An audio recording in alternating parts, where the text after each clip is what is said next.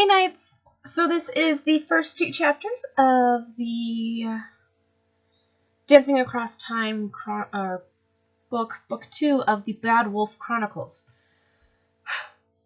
Long day. So chapter 1, The Christmas Invasion.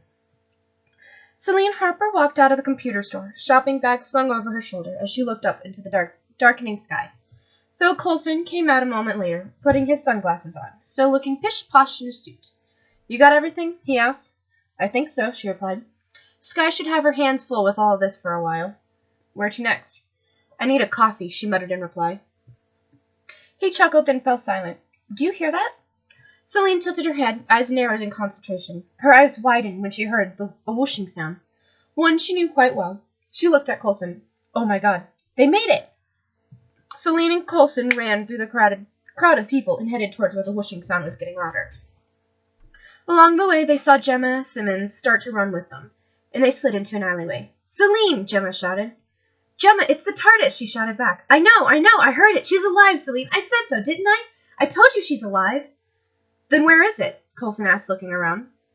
There was a whoop sound, and the TARDIS emerged in midair, banging into 3 blocks of flats. Gemma squeaked in surprise, and Celine's eyes widened. What happened to it? She asked in shock.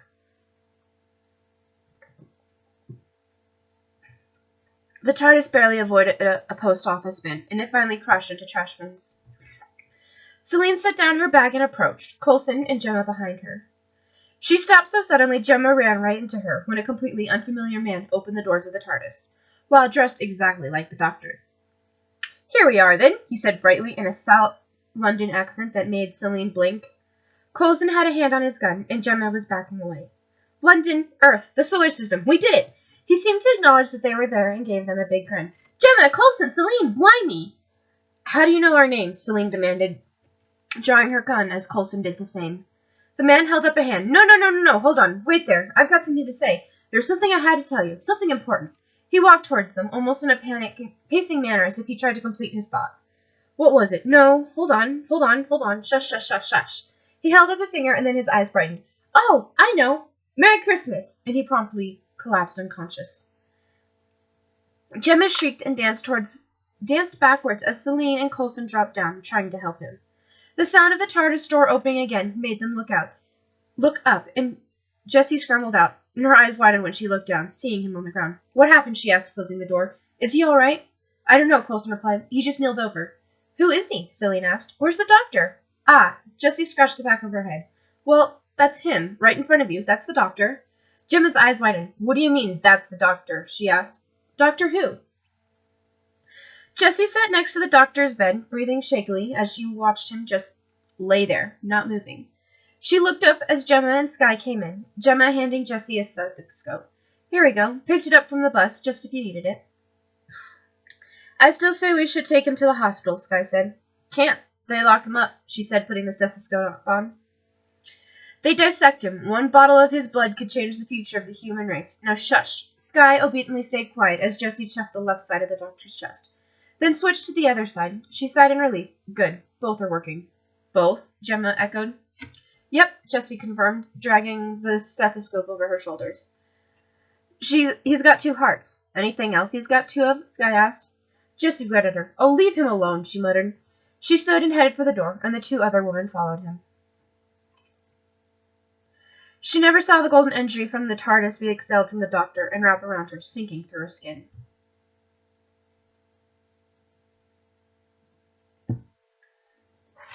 How can he go changing his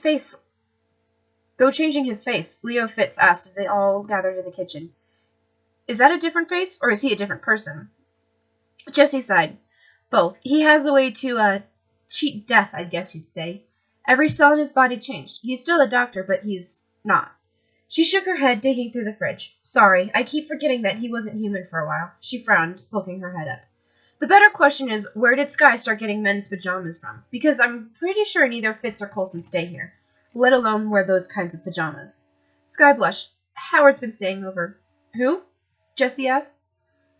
Guy from the market, Gemma replied as Celine clicked the TV on. And how long has this been going on? Jessie asked, raising an eyebrow. A month or so, Sky replied, and Jessie's attention was drawn to the TV, when she heard a familiar voice. First of all, he starts delivering to the door, and then I thought, that's odd. Next thing you know, it's a bag of oranges. Is that Harriet Jones? She asked abruptly, heading for the living room. Oh, never mind me, Sky muttered. Why is she on TV? Jessie asked, leaning on the top of the couch. She's Prime Minister now, Coulson replied. They're calling it Britain's Golden Age. Keep bragging that you've met her. Did more than that, she said with a grin. Stopped World War III with her. She sighed in appreciation. Harriet Jones. It was Jessie, Fitz, and Gemma out that evening as Jessie began getting ready for Christmas. So what do you need? Gemma asked, looking through her purse. 20 quid? Do you mind? Jessie asked, getting used a little to the British currency. I'll pay you back. Gemma waved a hand with a smile. Call it a Christmas present. Good. I'm all out of sync. Jessie sighed, I'm all out of sync, Jessie sighed, pinching the bridge of her nose. You just forget about Christmas and things in the TARDIS. They don't exist. You get sort of timeless. Fitz rolled his eyes. Oh yeah, that's fascinating, because I love hearing stories about the TARDIS. Oh, go on, Jessie. Tell us another one. Because I swear I could listen to it all day. TARDIS this, TARDIS that. Shut up, Jessie muttered. Oh, and one time, TARDIS landed in a big yellow garden full of balloons. I'm not like that, Jessie protested. You sort of are, Gemma admitted hesitantly. So are, Fitz corrected. Must drive you mad, Jessie said sarcastically. I'm surprised you don't give up on me. Well, isn't that the thing? Fitz asked. You can rely on us. We don't go changing our faces. And if he's dying, Jessie retorted. Fitz blinked. Okay, he said. Sorry, Jessie apologized as she almost ran into someone. Just let it be Christmas, Gemma told her, taking one of her arms. Can you do that? Just for a bit? You, us, the team, and Christmas? No doctor, no bog monsters, no life or death? Jessie nodded, smiling. Okay. Promise? Fitz asked, beginning to grin. Yes. Right, Gemma said with a smile, looking around at all of the shops. What are you going to get, Sky? We're around there all the time now, Fitz said. And Jessie paid a little attention as she investigated, and began to notice the band of Santas approaching them. Sky may alternate on dinner, and Celine tell stories about you all afternoon. Yap, yap, yap. Jessie turned to face the band as they stopped, and the trombone player fired flame out of his instrument. Jessie raised a hand and sucked it into her palm. They're after us, she told him, running through the crowd. What's going on? Gemma asked, sounding panicked as they ran. What have we done? Why are they after us? Taxi! Jessie shouted, waving one over. It screeched to a halt by her, and the three scrambled into the back seat. They're after the doctor, she replied. Fitz groaned. I can't even go shopping with you. We get attacked by a brass band. Jessie snorted as she began dialing a number. Who are you phoning? Sky.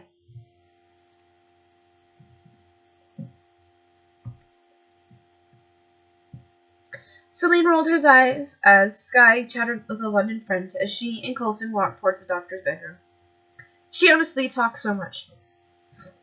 Talking seems to be the only way to avoid thinking about how Jessie was gone, Coulson told her, setting a mug of tea down by the doctor's bed. She lost Grant, and then Jessie went back to try and save the doctor near whatever it was. She was worried sick. As they left, still talking about Sky, they didn't see more of the golden energy. TARDIS energy be expelled from the doctor. Jessie grabbed Gemma and Fitz's hand and phased through the door, running towards the living room. So save us a Chipotle, Sky was saying into the phone. Get off the phone, Jessie told her, smiling and waving to Melinda May, who was sitting on the couch reading some kind of magazine. It's only Bev, Sky told her. She says hello. Bev? Jessie asked, taking the phone and speaking into it. Yeah, look, it'll have to wait.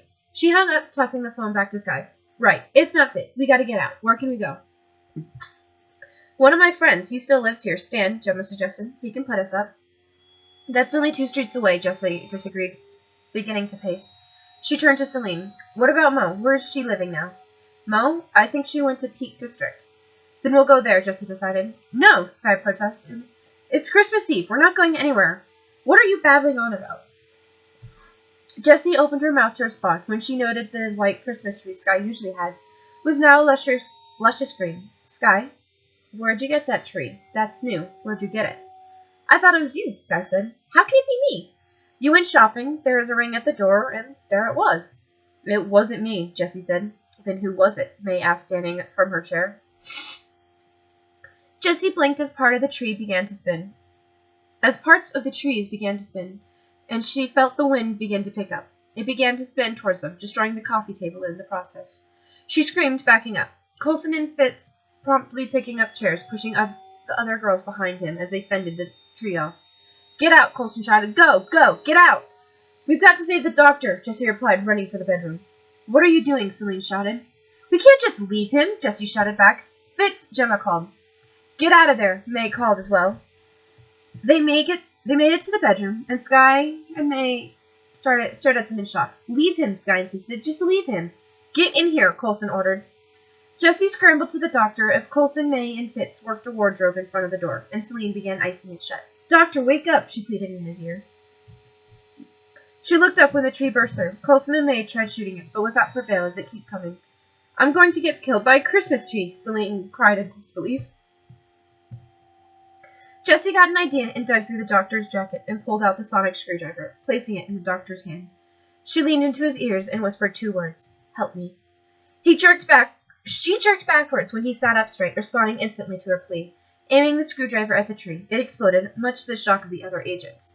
Remote control, he murmured, a thoughtful look on his face. But who's controlling it?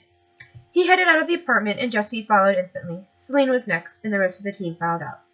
Jessie poked a head over the doctor's shoulder as they made it to the balcony. She squeaked when she saw 3 Santas looking up at them. One of them held a radio controller. That's them, Gemma said. What are they? Coulson asked. Shush, Celine told them. The doctor pointed his screwdriver at them. For some reason, it made the Santas back away, and Jessie watched as they beamed up. Fitz blinked in surprise. They've just gone, he said, and Jessie rolled her eyes as stating the obvious. What kind of rubbish were they? I mean, no offense meant, but they're not much cop if a sonic screwdriver is going to scare them off. Pilot fish, the doctor said thoughtfully. What? May asked. They're just pilot fish.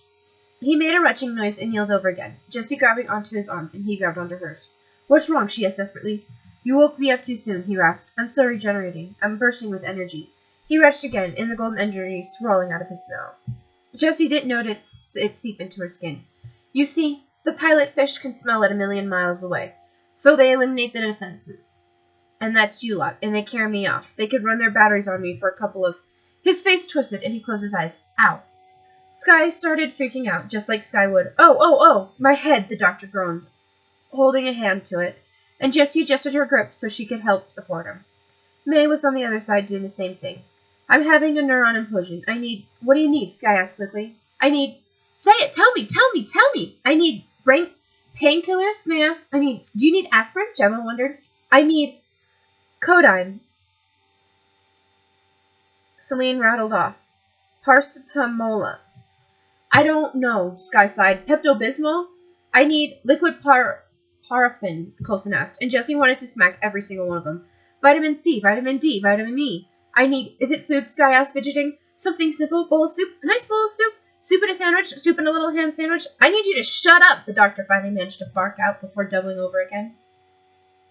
Sky looked offended, and she glared at Jessie. Well, he hasn't changed that much, has he? We haven't got much time, the doctor said, putting his screwdriver in his pocket. If there's pilot fish, then he blinked, pulling something back out. Why is there an apple in my dressing gown? That'll be Howard, Sky replied, taking the apple. Sorry. He keeps apples in his dressing gown? Celine asked with a giggle. He gets hungry. What, he gets hungry in his sleep? The doctor asked. Sometimes. The doctor cried out, and Jessie and May struggled to keep him upright. Brain collapsing. He turned to Jessie, looking her right in the eyes. The pilot fish mean that something is coming. He passed out, and May and Coulson took the doctor back into the house. Jessie followed, taking a wet washcloth, following them into the bedroom. She swallowed, sitting back down in the chair and wiping off his brow. Sky, Celine called. I'm using the phone line. Is that all right? Keep count of it, then. Sky shouted back, coming in. It's midnight, she told Jessie. Christmas Day. Any change? He's worse, Jessie whispered, checking his pulse. Just 1 heart beating now.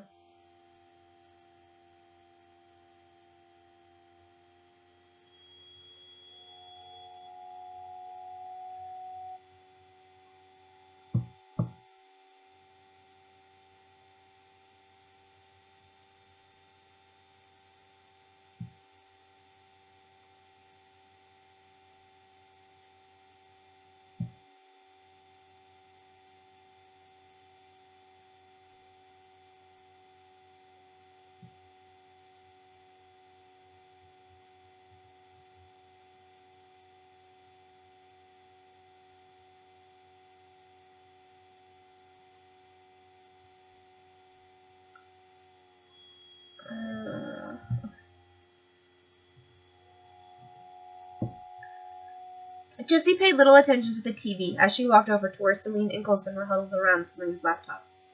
Here we go, Celine told Jessie. Pilot fish, scavengers, like the doctor said. Harmless, they're tiny. The pilot is that little fish swims alongside the big fish. Like sharks? Jessie asked. Great big sharks, Coulson confirmed darkly. So what the doctor means is that we had them. Now we get that. Something's coming, Jessie muttered, leaning over them. How close? There's no way of telling, but the pilot fish don't swim far from their daddy. So it's close? Funny sort of rocks, Gemma commented from the couch. Jessie looked up as photos flashed across the screen. That's not rocks, she whispered, plopping down next to May.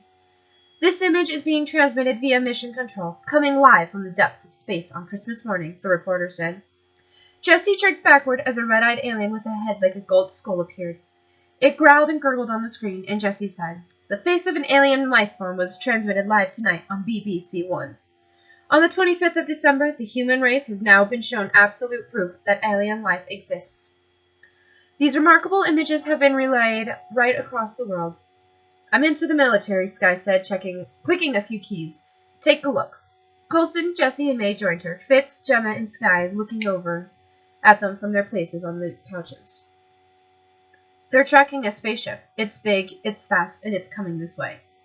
Coming for what, though? Jessie asked. The doctor? I don't know, Celine admitted, clicking on a photo. Maybe it's coming for all of us.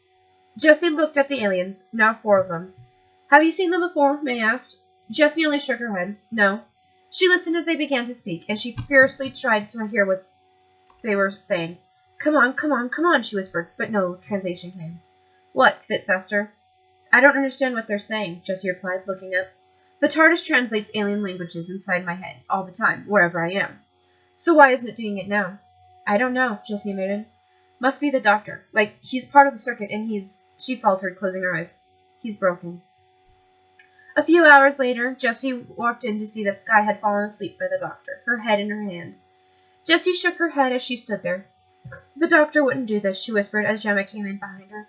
I know he's regenerated and all that, and he's different, but he'd wake up. He'd save us. You really do love him, don't you? Gemma asked in a whisper. Jessie nodded firmly and turned to hug Gemma, burying her face in her friend's shoulder as her tears fell. They stood like that for a while before they heard a voice. Fitz? Jessie poked her head out the door to see Fitz in some sort of trance, walking for the door. Fitz? She asked. What's wrong with you? A female voice outshouted. Jason? Jason! Jessie ran out, followed by the rest of the team. Fitz was joined by another blank-faced man, his wife running after him. Sandra? Emma asked. He won't listen, Sandra sobbed. He's just walking. He won't stop walking. There's this sort of light thing. Jason, stop it right now! Jessie looked over the balcony to see tens of people lining the streets and walking, Fitz among them. She looked up to see where they were headed, and her jaw dropped. Oh my God, they're going to jump.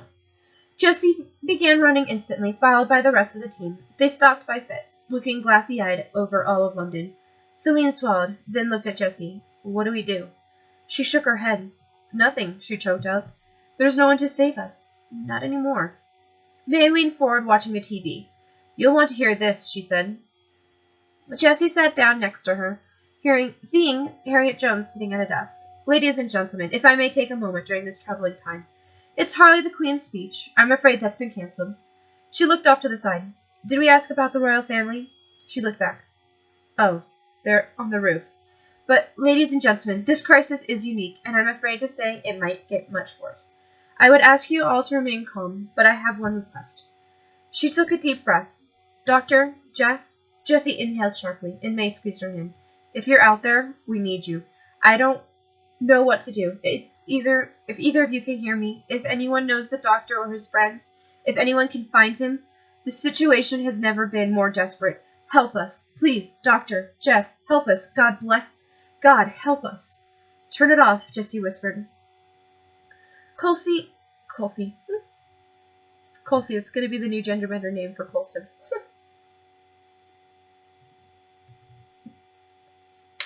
Coulson complied, sitting down. Gemma's still up there, he said lowly. She's not leaving Fitz. He's gone, Jessie said, her voice shaking with sobs. He's just gone. He's not responding to anything, and I don't know what I'm supposed to do. Skye hugged her sympathetically when all of the glass shattered. Jessie ran outside instantly, feeling the wind whip her hair around.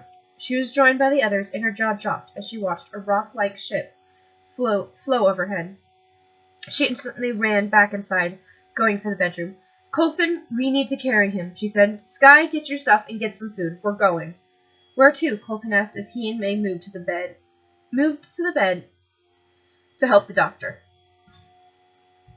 The TARDIS, Jessie replied, slinging her bag over her shoulder. It's the only safe place on Earth. What are we going to do in there? Celine asked. Hide, she replied, and wait for the doctor to wake up. And that's it?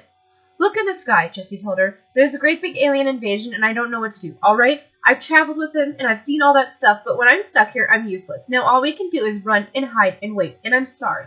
She looked at each of them, seeing their consent. Now move. No chance you can fly this thing? Celine asked as they made it into the TARDIS. Coulson and May lying on the doctor on the grated floor. Jessie shook her head, gripping the console. Not anymore, no. You did it before, Celine pointed out. I know, but it's sort of been wiped out of my head, like it's forbidden. Try that again, and I think the universe rips in half. Coulson grimaced. Better not, then. No, Jessie grinned. Maybe not.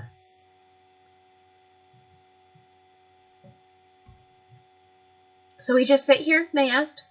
Jessie nodded. As good as it gets. Here we go, Skye said as she came inside. Nice cup of tea. Gemma had it going in the kettle. Jessie smiled. The solution to everything. AC, can you give me a hand with everything else? Skye asked.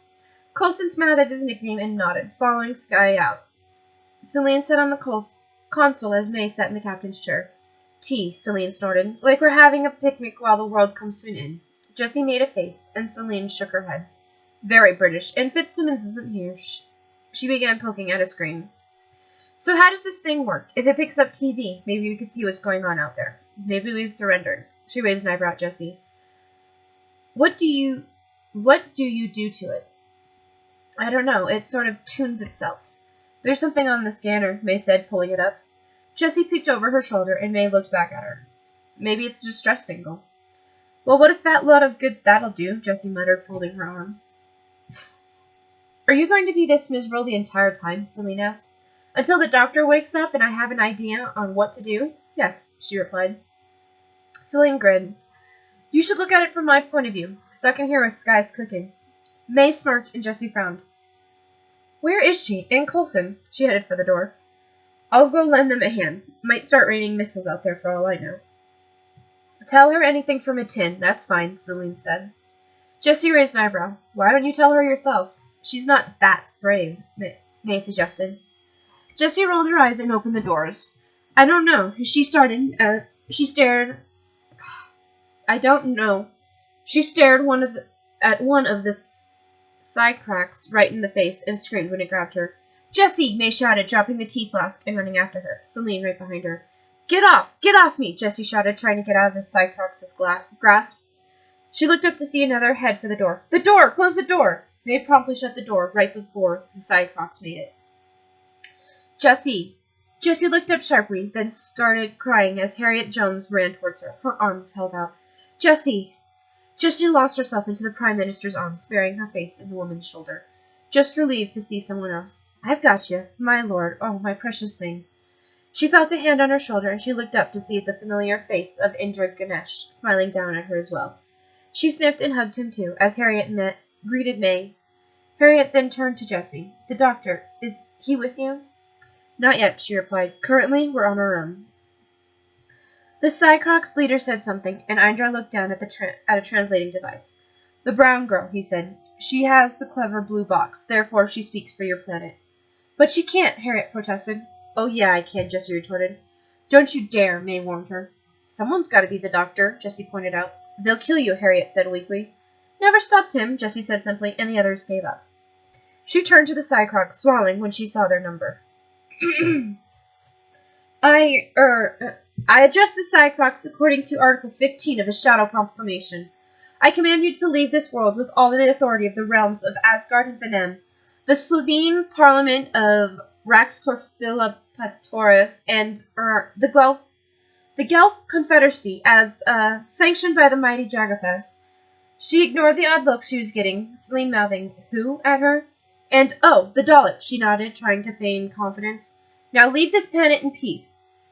The Cycrocs all burst out laughing, and Jessie said, You are very, very funny, Indra translated as the Cycrocs leader spoke and approached her. She swallowed. And now you're going to die. Leave her alone, Harriet instantly shouted, trying to rush forward, even as Cycrocs hurried to hold the others back. Don't touch her, May added, even though she and Celine were held back as well. Leave her alone, Celine chimed one last time. Did you think you were clever with your stolen words? Indra began to translate. We are the Cycrocs. We stride the darkness. Next to us, you are but a wailing child. If you are the best of your planet can offer, a champion, then your world will be gutted, the Cycroc stated. Then your world will be gutted, Indra repeated, then frowned his eyebrows. Jessie began to grin as the Cycrocs finished, and your people enslaved. Hold on, that's English, Indra commented. He's talking English, Harriet confirmed. Jessie grinned wider, feeling like jumping up and down. You're talking English! I would never dirty my tongue with your primitive bile, the Cycroc spat. Jessie smirked in satisfaction. Oh, that's English. Can you hear English? I can, May confirmed, seeming a bit confused. Yeah, that's English, Celine said. Definitely English, Indra put in. I speak only Cycrotic, the Cycrocs leader protested. Jessie gave a thumbs up. So I can hear English. It's being translated then. Which means it's working. She turns toward the TARDIS. Which means... As if on cue, the doors opened, and the doctor poked his head out, looking wide awake and rather cheery for someone being unconscious for most of the night. Did you miss me? He asked. I rest my case, Jessie said, bowing. You may cut in. The Cycrocs leader cracked a whip, but the doctor caught it and tugged it out of his hand. You could have taken someone's eye out with that, he said casually.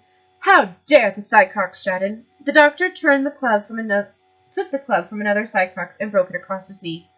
You just can't get the staff, he commented, tossing the pieces away, and May caught them. Now you, he pointed to the Cycrocs leader. Just wait, I'm busy. He turned to Celine and grinned. Celine, hello! She waved a little absently, and he grinned at May. And Miss Melinda May, how's piloting the bus going? It's fine. It's flying, May replied slowly. Good, good. He turned and gave a huge grin to Harriet. And Harriet Jones, MP for Fly Down North, and Indra Gesh, junior secretary. Blimey, it's like this is your life. He turned to Jessie, and he matched her grin. Tea, he declared. That's all I needed. A good cup of tea. Superheated infusion of free radicals and tentin. Just the thing for healing the synapses. Now, first things first. Be honest. He tilted his head. How do I look? Jessie made a show of looking him over. Well, different. Good different or bad different? I'd say good, but this is coming from the girl who's traveled with you for about a year now. Am I ginger? She snorted. No, you're just... She shrugged. Sort of brown. Nah, I wanted to be ginger, he whined, backing away and acting like a child throwing a tantrum. I've never been ginger. She giggled, then blinked when he spun on her, pointing at her. And you, Jessie Nightshade. Well, fat lot of good you were. Practically gave up on me. His eyes widened in astonishment, lowering his hand. Oh, that's rude. She put a hand over her mouth as he got a thoughtful look on his face. That's the sort of man I am now, am I? Rude? Rude and not ginger. I'm sorry, but who is this? Harriet asked. I'm the doctor, he replied. He's a doctor, Jessie agreed. What happened to my doctor? Harriet asked, looking confused. Or is it a title that's just passed on? The doctor walked up to her. I'm him. I'm literally him. Same man, new face. Well, new everything. But you can't be, she whispered. Harriet Jones. We were trapped in Downing Street, and the one thing that scared you wasn't the aliens. It was the war. It was the thought of your mother being on her own. Harriet's eyes widened in astonishment. Oh my God. Did you win the election? She grinned and chuckled. A landslide majority. If I might interrupt, the doctor turned back to the Cycrocs. Yes, sorry. Hello, big fellow. Who exactly are you? Well, that's the question. I demand to know who you are. I don't know, the doctor said in almost an exact copy of the Cycroc leader's voice, making Jessie grin. See, there's the thing. I'm the doctor, but beyond that, I just don't know.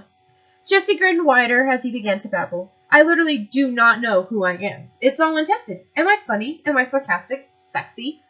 There he sent a wink in her direction, making her flush, and making May smirk and Celine snicker. Right old misery, life and soul, right-handed, left-handed, a gambler. He kept going up the stairs to something, and Jessie followed. A fighter, a coward, a traitor, a liar, a nervous wreck, he chuckled. I mean, judging by the evidence, I've certainly got a gob.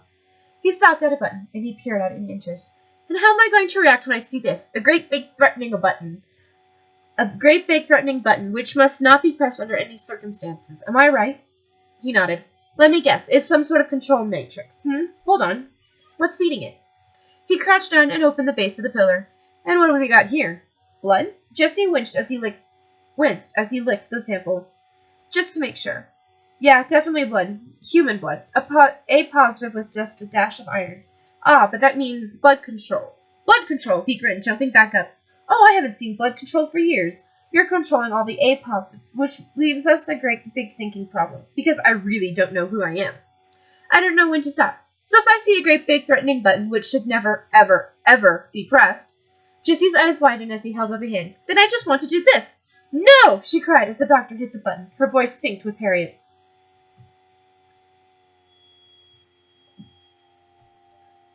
You killed them, Idra added. The doctor folded his arms, looking at the Psychic leader. What do you think, big fellow? He asked. Are they dead? We allowed them to live. Allow? The doctor repeated. You've got no choice. I mean, that's all blood control is. A cheap bit of voodoo. Scares the pants off you. That's as far as it goes. It's like hypnosis. You can hypnotize someone to walk like a chicken or sing like Elvis. You can't hypnotize them to death. Survival instincts too strong. Blood control is just one form of conquest, the Psychoc said. I can summon the Armada and take the world by force. Well, yeah, you could. Yeah, the doctor agreed, and Jesse looked at him in bewilderment. You could do that. Of course you could. But why? He gestured to Jesse, Harriet, and Indra, Celine, and May. Look at these people, these human beings. Consider their potential. From the day they arrived on the planet and blinking stepped into the sun, there is more to see than ever can be seen. More to do than... He cut off, winking. No, hold on.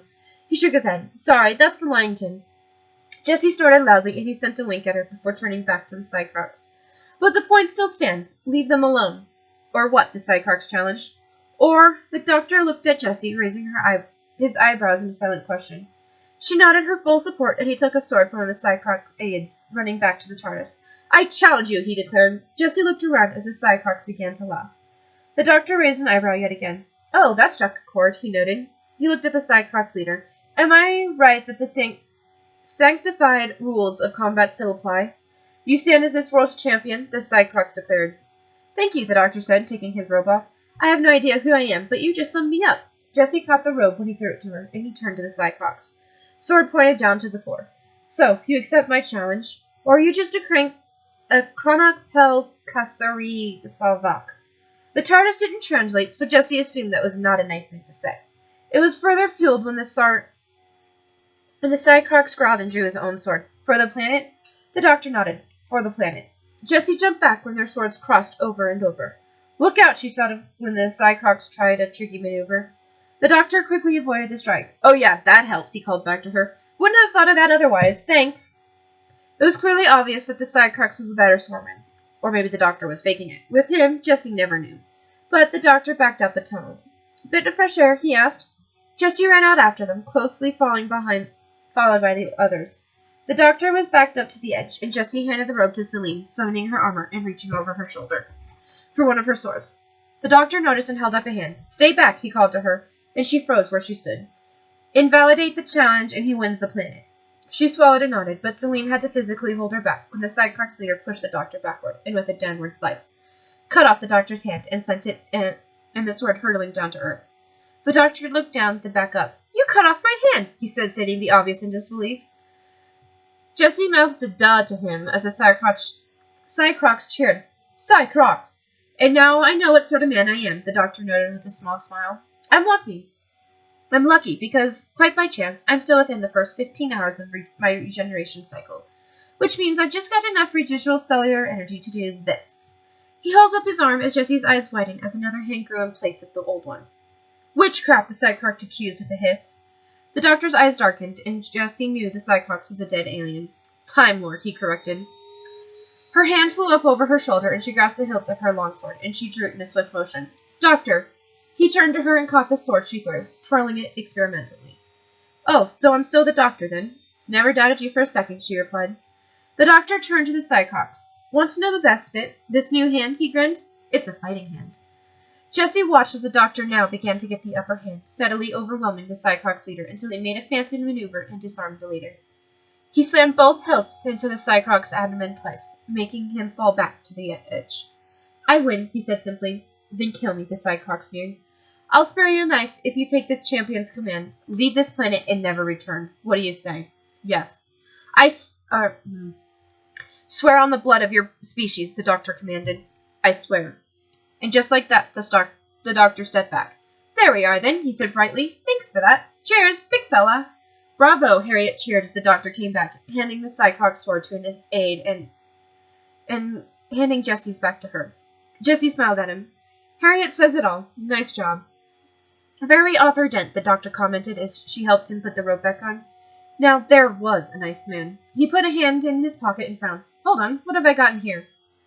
He pulled out something round and orange, and he tossed it experimentally. A stomata. He grinned at Jessie. Oh, that friend of Sky's. He does like his snacks, doesn't he? But doesn't that just sum up Christmas? You go through all these presents, and right at the end, tucked away at the bottom, there's always one stupid old stomata. He held it up. Who wants a stomata? May drew a knife and cocked her arm to throw, but the doctor threw the stomata at the panel on the side of the ship. She heard a roar, and she turned to see the Cyclops leader fall, as part of the wing opened underneath him. No second chances, the doctor said, putting one arm around her shoulder. I'm that sort of man. The doctor stepped in front of the TARDIS and looked around at the Cyclops. By the ancient rites of combat, I forbid you to scavenge here for the rest of time, he declared. And when you go back to the stars and tell others of this planet, when you tell them of its riches, its peoples, its potential, when you talk of the Earth, make sure that you tell them this. It is defended. Jessie felt them get teleported away, and she looked around as they landed on a road. Where are we? Just off Blomix Road, May replied, smiling as she looked around. We're just round the corner. We did it.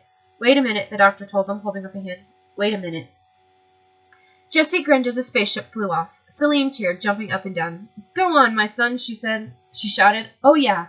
Yeah, Jessie shouted as well, doing a dance with her friend. Don't come back. It is defended. The two laughed and hugged each other tightly, and then Jessie hugged Indra. He hugged her back, then pulled away when his phone rang. It was good to see you again, Jessie, he told her, walking away to answer it. Jessie, Celine. Jessie grinned as Sky and Coulson ran up. Gemma in a wary fits behind them. Hey! Talking of trouble, the doctor commented, but Jessie didn't care as she hugged Sky. Oh my God, Sky shouted, hugging her tightly. You did it, Jessie. Gemma did it too, Jessie said, grinning. It was the tea that he needed. Fixed his head. That was all I needed, the doctor confirmed, smiling at the agent. Cup of tea. I said so, Sky said smugly. Look at him, Jessie told her. Is it him, though? Jessie asked, peering at the doctor, who shuffled under her gaze. Is it really the doctor? She looked past him and squeaked. Oh my God, it's the bleeding Prime Minister! The doctor laughed. Oh, come here, all of you. They got in a huge group hug, and the doctor patted Sky on the shoulder. Are you better? She asked him. I am. Yeah, he replied. You left us, Coulson told Jessie flatly. She winced. Teleport. Didn't really expect that. And we had all the food. There was a rumble, then Jessie flung her arm up to cover her eyes as bright green beams shot out from the building around and met to fire at the Cyclops ship. It exploded, and Jessie winced against the sound. What is it? She asked. What's happening? The doctor turned to Harriet, who was standing there with Indra with a guilty look on his face. That, he said slowly, walking up to her, was murder. That was defense, Harriet corrected. It's adopted from alien technology. A ship that fell to Earth 10 years ago. But they were leaving, Fitz protested. You said it yourself, Doctor, Harriet ignored Fitz. They'd go back to the stars and tell others about the Earth. I'm sorry, Doctor, but you're not here all the time. You come and go. It happened today. Mr. Ladwell and the Major. They were murdered. They died right in front of me while you were sleeping. In which case, we have to defend ourselves. Britain's golden age, the doctor mused, his face growing dark. It comes with a price, Harriet replied. I gave them the wrong warning. Jessie shivered as he looked at Harriet, and with the oncoming storm peeking through. I should have told them to run as fast as they can. Run and hide, because the monsters are coming. The human race. Those are the people I represent. I did it on their behalf. Then I should have stopped you. What does that make you, Doctor? Another alien threat? Don't challenge me, Harriet Jones, because I am a completely new man. I could bring down your government with a single word. You're the most remarkable man I've ever met, but I don't think you're quite capable of that. He shook his head. No, you're right. Not a single word. Just 6. I don't think so. 6 words. She looked panicked. Stop it. He leaned down to her. 6. He beckoned to Jessie, and together they walked over to Indra. The doctor leaned down and whispered in his ear. "Don't you think she looks tired?" he asked. Indra swallowed, and the doctor took Jessie's hands. I think we're done here," he said, and they walked off. "What did he say?" Harriet demanded. "Oh, well," Indra sputtered, "nothing really." "What did he say?" "Nothing. I don't know." "Doctor!" Harriet shouted, and Jessie threw a wave over her shoulder. "Doctor, what did you do? What was that? What did he say? What did you say, Doctor?" "Doctor, I'm sorry." "No second chances kind of man," Jessie muttered, and the doctor squeezed her hand. The doctor walked around inside the TARDIS wardrobe, examining bits of clothing here and there. He had his old leather jacket hanging up on a coat hanger, and took out a photograph in one of the pockets. His last body and Jessie, her sitting on the console, him draped in the captain's chair. He grinned, remembering when Jack had taken the photo. Some day he was going to have to explain to Jessie what exactly happened to Jack. For now, however, he had a very important mission. He made a face when he saw one of the jackets, a mess of colors. He shuddered, wondering how his sick self had worn it. Now that he was who he was, he couldn't believe he'd ever worn that.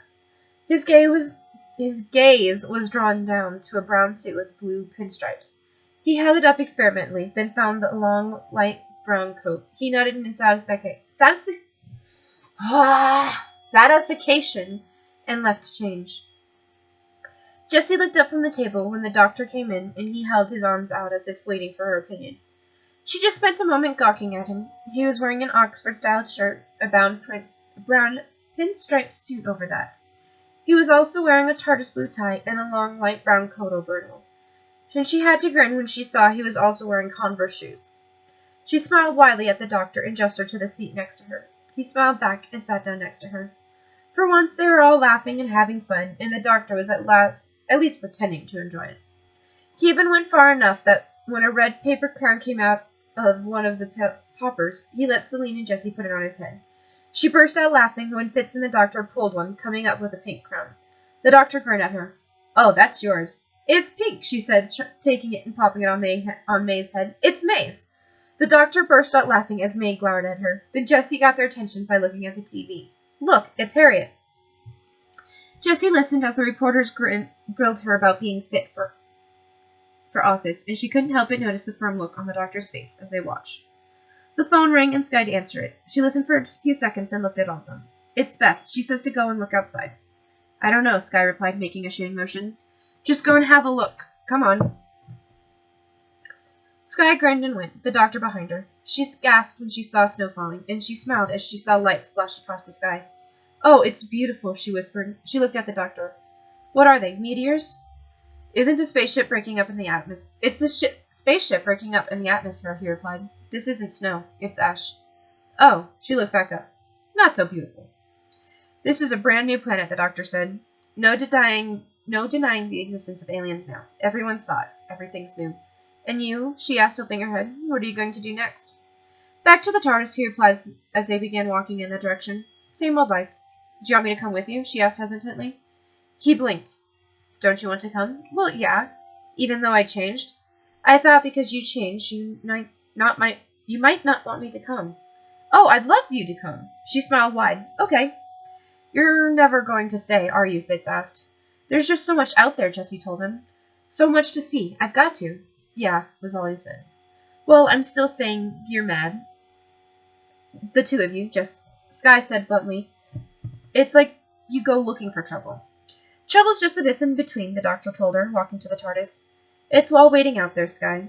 And it's brand new to me. All those planets and creatures and horizons. I haven't seen them yet. Not with these eyes. And it's going to be..." He stopped by Jessie and then gave her a smile, then finished softly. "Fantastic." She gave him a wide grin, and he held out his hand for her to take. She did, and leaned it to his side. "So, where are we going first?" The doctor looked up. He pointed. "That way. No, hold on." He switched. "That way." She pointed along where he did. "That way?" The doctor raised an eyebrow at her. She smiled. "Yeah, that way." The doctor grinned as they stood watching the ash fall. Jessie wanted to tell him that he hadn't needed to tell her the word, that word, fantastic, to convince her that he was the doctor. She had just known. She leaned her head on his arm, since she couldn't reach his shoulder. She felt his arm go around her waist. No matter how he looked, he'd still be the doctor. The challenge now was to find out more about this doctor. Chapter 2, New Year's. Celine's jaw dropped as she stared at the phone in Jessie's hand. You're kidding me. I'm not. Celine kept staring. That can't be true. Jessie grinned. I swear it is. He seriously could not have done that. He did. Did what? The doctor asked from where he was helping Gemma and Fitz on the bus in the lab. Busying himself with a lot of stuff. You seriously wore a fedora with that scarf? Celine finally asked. The doctor had shut up, as well as Gemma and Fitz. What? Gemma asked in shock, running over. Jessie held up her phone, showing the doctor's fourth incarnation. Fedora and a really long scarf. Passed by it trying to find out this outfit, the doctor added, peering at the picture. Did you download every single one? Yep, she replied, popping the key. Got a problem with that? The doctor grinned and shaking his head. Nope. He keeps getting weirder, Jessie continued. His next one has a piece of celery in his lapel. He can save the world with nothing but his hands, but looky here, he's wearing a vegetable. The doctor agreed, rolling his eyes. Never again. I don't know, Celine said, looking at the photo. I kind of like that one. Really? Gemma asked, holding up the phone and comparing the 5th doctor to the 10th. I like this one better. The doctor's eyebrow shot up. Really? Gemma smirked and Jessie laughed. For one, you're not wearing a vegetable. He'd wear a banana if he could, Jessie commented. The doctor looked at her. Oi! What? She asked, grinning. It's true. I mean, you probably got one in your pocket right now, if the Blitz was anything to go by. The doctor pointed his sonic screwdriver at her. Touché, my dear. Jessie beamed at him, and May's voice came over the intercom. Landing in D.C. in 5. Oh, did I tell you? Celine asked suddenly, and Jessie raised an eyebrow at her. Steve and Natasha are in D.C. Fury's gone off the grid, and they want to tell us why. The guy in red, white, and blue, and the woman with really ginger hair? The doctor asked, not looking up. Celine looked at Jessie in surprise. He knows? Tell me if I get this right. The demigods, a super soldier, a living legend who kind of lives up to the legend, a man with breathtaking anger issues, and a few master assassins? Celine clapped and the doctor grinned. Jessie smiled. I taught him everything he knows. And the best part is that they invited us to stay until New Year's, Celine added, with Tony, Clint, and Bruce in the town as well. The doctor finally looked up. I get the TARDIS in here for a while, and then we're here for 3 days. Problem? Jessie asked. The doctor sighed. The things I do for you, Jess. She grinned, partly because he agreed. The other part was because he called her Jess. The good thing about the psychic paper was how it got him out of almost any jam. The doctor realized as they arrived at the airfield there was some suspicion as to who he was.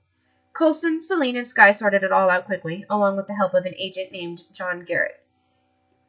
He was Grant's S.O., Jessie explained to the doctor as they followed him through the shield complex. Garrett turned at his name. You knew Grant? Only long enough to know that he was a great man, the doctor replied, sensing tough ground. I wish I could have known him better. Garrett nodded. That means a lot. Jessie! Jessie squealed and ran forward towards a woman as ginger as Celine, who had dressed in a tight-fitted jeans and a hoodie. The SHIELD team smiled and left Celine and the doctor there, and followed Grant back through headquarters. The two hugged each other hard, and the doctor saw the black bracelets on her wrists, and the 2 guns she had holstered to her hips, and he knew that this woman was definitely dangerous. Agent Romanoff, he guessed? Celine nodded, the Black Widow, Caps right behind her. Jessie did hug Steve next, and he could see she was practically glowing with happiness. Natasha Romanoff walked up to him and Celine, and the doctor straightened as she approached. Agent Romanoff, he greeted her. You must be the doctor, I assume, she replied. He nodded and held out a hand, which she accepted after a while. Not quite the leather Celine was talking about. Well, I sort of changed, he replied. Celine snorted. Totally changed is more like it. Stark has the cars outside, Steve said, walking to join them with Jessie at his side. Best he could get. He nodded to the doctor. Doctor? Captain Rogers, he replied, noting Jessie stiffen when he said captain. He then asked a tentative question. Any chance she met Captain Jack Harness during the war? Steve thought for a second, then shook his head. Nothing comes to mind. Oh, well then, the doctor said brightly as Jessie breathed a sigh. Good man, Jack. I mentioned the time travel, Celine added. Kind of helped with the whole idea about Jessie. She coughed. Traveling. Welcome to D.C., Natasha told them as they walked outside. The doctor got along brilliantly with Tony Stark and Bruce Banner. Jessie realized when they made it to the house, practically mansion, that Tony had built in D.C. He spent a lot of time in the lab with the 2 of them and Celine, and more than once she could hear them all laughing hard at something. Jessie, meanwhile, was laughing with Steve, Natasha, and Clint over trips she'd had with the doctor. And then Jack pulls out a banana instead of a gun, which the doctor had taken, Jessie was saying, doubling over in laughter. And when Jack asked why he shouldn't drop it, he replied, "Good source of potassium," the doctor, complete with a rather great northern accent, in contrast to his southern London one, now finished, coming up with the others and sitting down. Natasha and Clint were laughing hard, and Steve was grinning. "The London Blitz," he said. "That would have been fun to see." "Do it by barrage balloon," Jessie suggested, grinning widely. "It's awesome that way." "And ended up with a certain 51st century pretty boy," the doctor added. "You're not so bad yourself," Jessie retorted, before realizing what she just said. She blushed a little and cleared her throat. "So, anything new while I've been gone?" "Hydra was inside S.H.I.E.L.D., Natasha replied, realizing she was uncomfortable. "Alexander Priest was one of their members." "You're kidding me!" Jessie exclaimed, looking back and forth between Natasha and Steve. Steve shook his head. "No joke. Also ran into an old friend of mine, Bucky Barnes." "Your best friend, right?" the doctor asked. Steve nodded. "He was brainwashed by Hydra. It was growing inside of S.H.I.E.L.D., and no one noticed. When Fury was killed, he made quotations. The Hydra agents turned on me and Nat. We were relocating everywhere. There's still a few people to warm out, but we've got most of it covered," Clint finished. "That's partly why Bruce and I are here in D.C. Tony brought up as he joined them. Agent Hill asked for helping cleaning everything up." "It doesn't beat what you've been doing, though," Natasha said quickly. "Tell us another one?" "For my first trip, he took me to see the end of the world," Jessie supplied. The doctor burst out laughing. "Your reactions to everyone was brilliant." "I've never seen anyone like them before," Jessie protested. "And it's your fault that Cassandra hated us," she grumbled under her breath. "The last human, honestly." The clock chimed overhead, and Tony grinned. 2300, 1 hour to go until New Year's. That hour spent mainly on playing cards. Jessie teamed up with the doctor against Clint and Natasha in a game of Kemp's, where they evened out before Clint and Natasha won. Years of experience working together, giving them the edge. When it got to entree, though, Jessie and the doctor took almost every round. 2 minutes, Tony shouted. Celine bounded over to the fridge and pulled out a few bottles of red wine, and Jessie internally winked as she poured the alcohol. "Drinks for everyone." The doctor wrinkled his nose. "I can smell that from here." "How does it smell?" "Like sour grapes." Jessie snorted in amusement as she took their 2 glasses. 2 of the smaller ones. She handed one to him. "To another great year." He grinned back. "And another great year indeed." 3, Tony and Celine began counting, Clint joining them. 2, 1. The clock chimed midnight, and they all raised their glasses. "Happy New Year," they all cheered before drinking. Jessie choked as the wine hit the back of her throat, but she managed to swallow. "God, that's sour." The others began talking, and Jessie tipped the rest of her wine down the kitchen sink. She made her excuse to go to bed, but she stayed behind. The doctor had gone to the sink, looked to make sure the others were distracted, then promptly spat his sip into the sink. She giggled as he poured the rest down the sink. His shot up, and he raised an eyebrow at her before holding a finger to his lip. She just giggled and went down to the hall to her bedroom. And this one's cheeky. Okay, so that was the first 2 chapters. Alrighty. Peace out, Knights.